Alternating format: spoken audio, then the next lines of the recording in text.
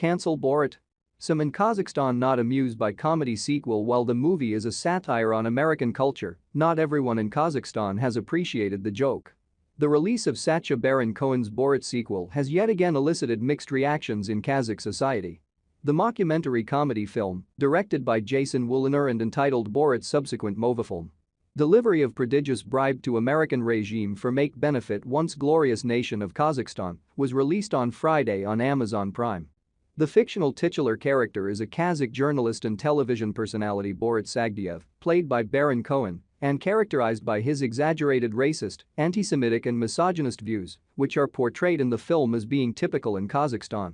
While the movie is a satire on American ignorance and prejudice, rather than an attempt to mock Kazakhs, not everyone in Kazakhstan has appreciated the joke. Prior to the movie's release, more than 100,000 people signed an online petition to cancel the film. Small groups of protesters also gathered in front of the U.S. consulate in the Kazakh city of Almaty on the day of the premiere. The social media reaction was particularly heated.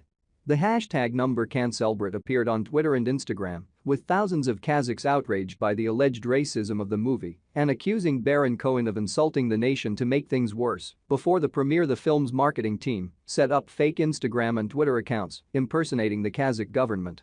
Initially, most tweets focused on the weather and the activities of the country's ministers. Little-known fact. Kazakhs were first in the world to domesticate horses. Another great moment in the history of our great nation. Technology world culture, said a tweet from September 30. That same day, the spoof account tweeted to congratulate Donald Trump, the great friend of the Kazakh people, for winning the presidential debate before it even took place. Apologies.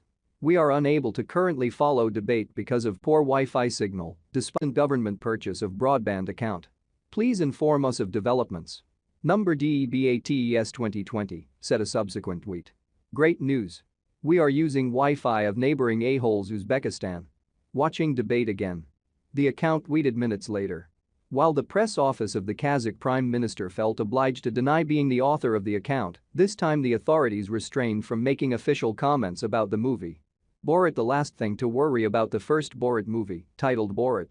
Cultural Learnings of America for Make Benefit Glorious Nation of Kazakhstan, which was released in 2006, initially elicited criticism from government officials. But in 2012, Foreign Minister Yerzhan Kazakhanov said he was grateful to Borat for helping attract tourists to Kazakhstan. He also said following the film's release, the number of visas issued by the country grew tenfold. Kazakh society, however, remains divided. Borat has once again split the Kazakhstanis into two camps. Some people are deeply outraged and say that the lie because it was shot in Romania, not Kazakhstan. Our country is only 30 years old and state symbols are still sacralized, Tatyana Fominova, a Kazakh marketing specialist, told Al Jazeera. The other half understands that the film is primarily about the United States and Sacha Baron Cohen has picked Kazakhstan almost randomly, she said. Fominova noted that, because of Borat, foreigners often laugh at Kazakhstan as they believe the movie reflects reality. She said she had come across this reaction herself during a trip to the US, which she said was unpleasant, but added she would not hold it against the filmmakers.